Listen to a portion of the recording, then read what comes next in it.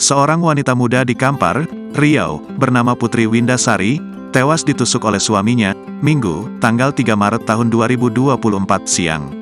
Ia sempat mendapat pertolongan medis setelah perutnya ditusuk dengan gunting oleh pelaku, tetapi sayang nyawanya tidak tertolong. Kepala Kepolisian Sektor Tapung, Kompol Nur Syafniati mengatakan, kejadian tragis yang dialami Putri terjadi di rumah saudaranya di Desa Gading Sari, Kecamatan Tapung sekitar pukul 13 waktu Indonesia Barat. Menurut dia, semula suaminya, MI, menemui Putri di rumah abangnya, Arisandi. Mereka pun tak lama lalu cekcok. Kebetulan Arisandi sedang di luar rumah saat keduanya tengah adu mulut. Lalu Arisandi mendapat telepon dari istrinya, Evalina. Ia diberitahu jika Putri dan suaminya sedang bertengkar. Putri dan suaminya diduga sudah ribut sejak di rumah mereka, sehingga ia pergi meninggalkan rumah. Korban diduga ada cekcok dengan suaminya sehingga korban datang ke rumah kakaknya, ungkap Kapolsek. Saat Arisandi tiba di rumahnya, ia menjumpai MI sedang membujuk Putri untuk pulang ke rumah.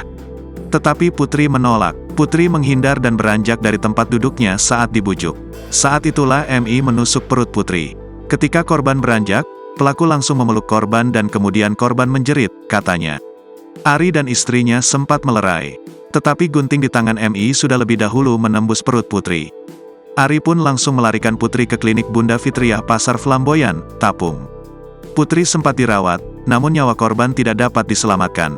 Setelah dilakukan perawatan medis, korban dinyatakan meninggal dunia, kata Nur Syafniati. Lanjut Kapolsek, petugas langsung mendatangi klinik itu setelah mendapatkan informasi. Pihaknya pun langsung menangkap MI yang dijumpai masih berada di klinik.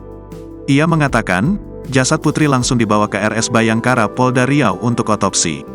Sedangkan MI sedang diperiksa secara intensif. Nur Syafniati belum dapat memastikan motif penusukan itu. Ia masih menunggu hasil pemeriksaan terhadap MI. Download Tribun X sekarang. Menghadirkan lokal menjadi Indonesia.